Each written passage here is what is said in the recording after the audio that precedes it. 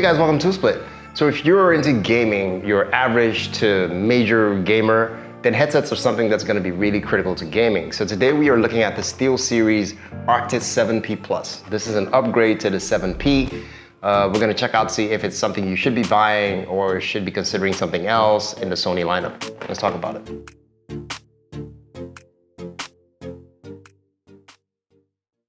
Okay, so if you're not new to the gaming world and headsets, you definitely would have heard of the SteelSeries, right? Arctis SteelSeries.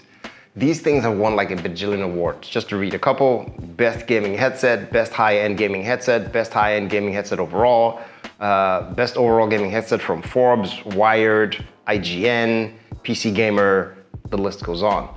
So safe to say that they're pretty good headphones. Talking about the unboxing experience, you get this box that houses a secondary box that has a cool branding that says "For Glory," which I really like, right? You know, that's the thing, you gotta win, right? For glory. And then in this box, that's where everything else sits. You get the headphones themselves, right? You get a USB-C cable to charge them up. You get a USB-C dongle to extend it in case you want to plug it to the back, and that USB-C cable converts into a USB-C-A depending on your machine. So if you have a PS4 that doesn't have a USB-C, you can plug it to the back or somewhere else. And on the PS5, the USB-C port is in front, so you don't want to block out that secondary USB-C-A, which is sitting right beside the USB-C port. It also has a 3.5mm jack that connects to a proprietary connection on the headphone if you want to wire straight into the pad, and then the USB-C dongle itself.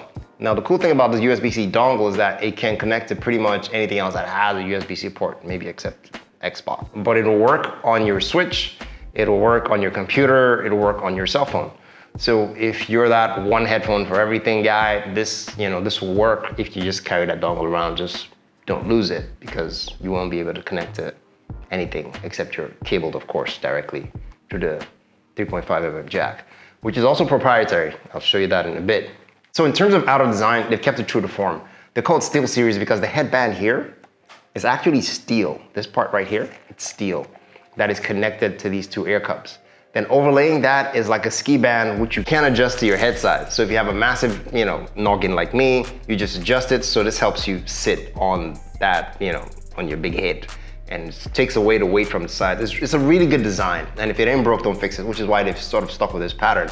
That dovetails into two ear cups, but the edges aren't metal, they are plastic. So when you're spinning them around, they can actually spin, inside and out, not 360, but at least 180 or so.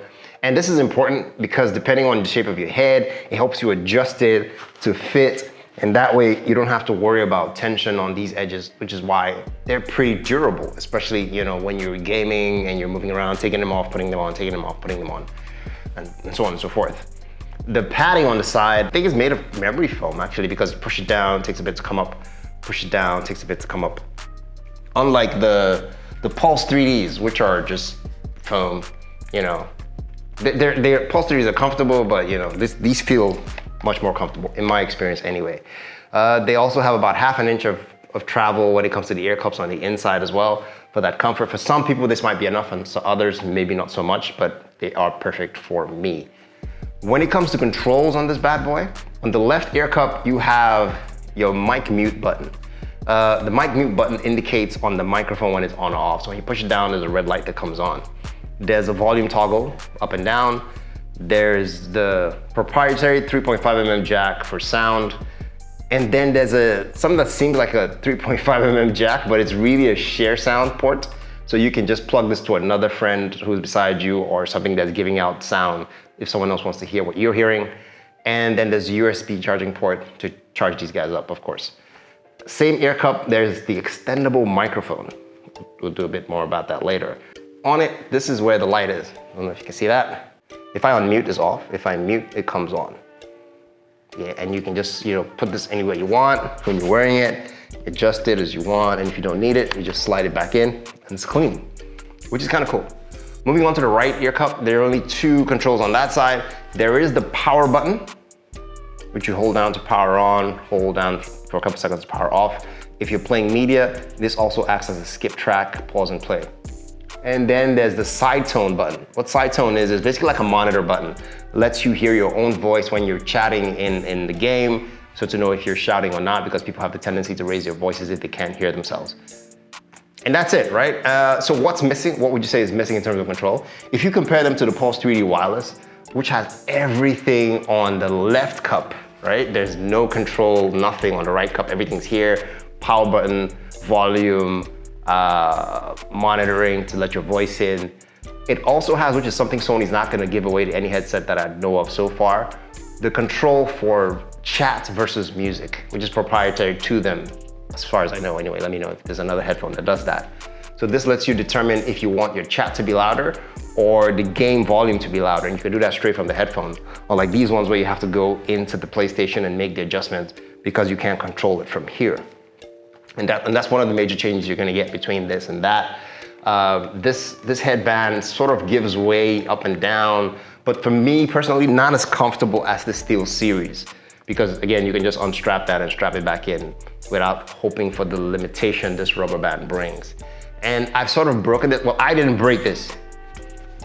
My peeps broke this. And they tried to fix it thinking I would have noticed this terrible job here. But I liked them in terms of loudness. These seemed much louder than this, but these are really well tuned. They have 40mm drivers and they're really well tuned for gaming out of the box. You don't even have to adjust them. And that's the second part why I like the SteelSeries, adjustment. You can download the SteelSeries app, the GG app, and plug this to a computer and make adjustments to the EQ to the way you would like. If you're a shooter, optimize for shooter. If you're an adventure gamer, optimize for adventure gaming, and so on and so forth. You know, you want the highs to be better, the lows, the bass to be stronger, but these things are tuned to be brilliant. They sound great. You can hear people coming around the corner. Just you know, you can hear people, those annoying people when you jump and they pass Jump Master and then they start pointing where you should go. Why did you pass Jump Master in the first place if you knew you wanted to go there? I'm ranting, Apex Legend, hashtag you know who you are. I apologize, but don't do that. Don't do that, it's ridiculous. How long do they last? Battery. One more upgrade from the 7Ps to the 7P Plus is that 7P Plus supports USB-C and has a bigger battery. So this will last for 30 hours on a full charge, which is solid because you don't always have to keep recharging your headset. I think the 7Ps are about 24 hours. But this is 30 hours, which is pretty good. It's almost in the Sony tier area for XM series. And I think that's solid when it comes to gaming because that's really important. Other than that, I think that's everything you need to know to make a decision. Sounds great, great battery life, great comfort on your head, adjustable. These ear cups are removable in case you wanted to, you know, change them up or fix them up or clean them if you have really, you know, during gaming you get sweaty because you're losing and you get, anyway, you get what I mean, you get what I mean. And that's it. Let me know what you guys think about the SteelSeries. It's a really short video. Is this something you're gonna cop if you're already into the SteelSeries? How does it compare? I think there are new ones now. There's a Nova, which costs a pretty penny. But this is sort of like the mid-tier, high-end-ish. It's about 170, should be about less now, depending on where you find it, dollars. Let me know what you guys think in the comments below. I will see you in the next video. Take care.